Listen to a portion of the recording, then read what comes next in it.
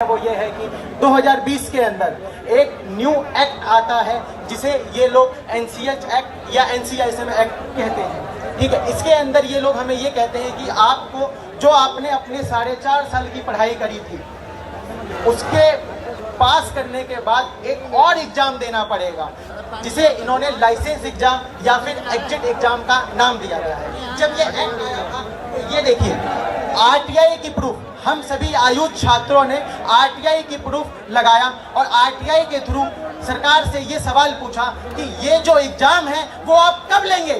तो इन्होंने ये कहा कि ये जो एग्जाम है ये 2021 के बाद एडमिट किए गए बच्चों के साथ होगा। लेकिन पिछले ही वर्ष 2023 के अंदर ये लोग एनसीआईएसएम और एनसीएच जो होम्योपैथिक और आयुर्वेदिक की एक गवर्निंग बॉडी है वो एक नोटिफिकेशन निकालती है और ये कहती है कि नहीं ये जो आरटीआई थी वो तो हमने गलती से बोल दिया था।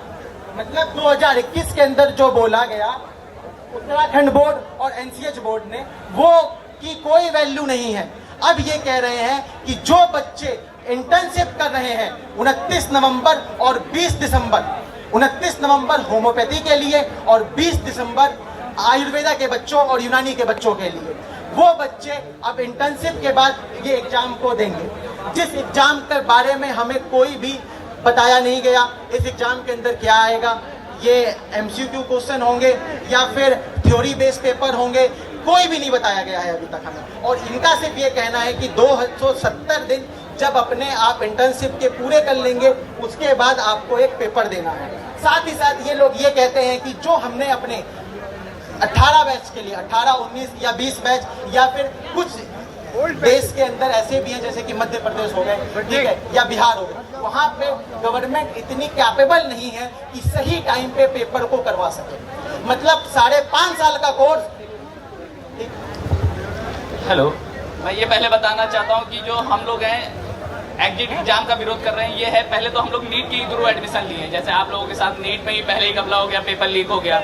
हम लोगों के साथ उस समय पेपर हो गया था, दिमाग से लीक हुआ हो तो पता नहीं चला, तो उसके बाद हम लोगों ने एडमिशन लिया। उसमें ये था कि आप 4.5 साल पढ़ाई करेंगे, 1 साल इंटर्नशिप करेंगे, फिर आप रजिस्ट्रेशन कराएंगे, डॉक्टर बनेंगे, प्रैक्टिस करेंगे। हम लोग इंटर्नशिप में पहुंचे तभी एक आ गया 2020 में इन्होंने रेगुलेशन लाई थी कि हम 3 साल में एक नया कानून लाएंगे कि जो भी बच्चे 2021 के पहले एडमिशन ले लिए हैं उन्हें ये एग्जिट एग्जाम नहीं देना होगा। लेकिन 2023 में जब रेगुलेशन आया उन्होंने एक डेट डाल ली 29 नवंबर 2023, और उससे पहले जो इंटर्नशिप ज्वाइन कर लिए हैं वो एग्जिट एग्जाम देंगे, और उसके बाद जो इंटर्नशिप ज्वाइन किए हैं वो एग्जिट एग्जाम देंगे। मतलब उससे पहले जो इंटर्नशिप ज्वाइन किए वो नहीं देंगे।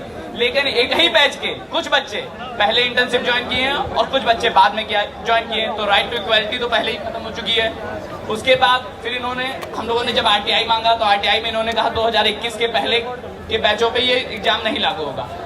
और हम लोग जब एडमिशन लिए उस समय कुछ नहीं बताया गया था कि लाइसेंस एग्जाम होगा, लेकिन अब ये लाइसेंस एग्जाम ले रहे हैं। तो हम लोग की बस यही मांग है कि नया जो रूल आया वो नए बैच से लागू हो, ना कि पुराने बैच से। जिस तरह एमबीबीएस में हुआ है कि नए बैच से लागू हुआ है, 2024 से लागू हुआ है, 2029 में कंडक्ट होगा। और हम अपने ही देश की यूनिवर्सिटी से पढ़े हैं, ना कि बाहर की यूनिवर्सिटी से पढ़ के आए। तो हमारा एग्जिट एग्जाम क्यों, लाइसेंस एग्जाम क्यों?